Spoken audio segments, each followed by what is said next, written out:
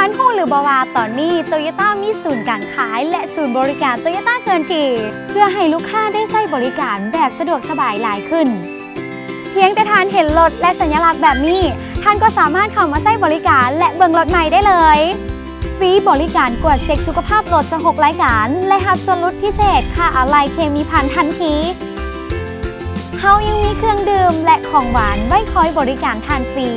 นอกจากนี้เฮายังมีบริการทดลองขับขี่รถเกี่ยวไว้ให้ทานได้สัมผัสและของทีละหนึ่ง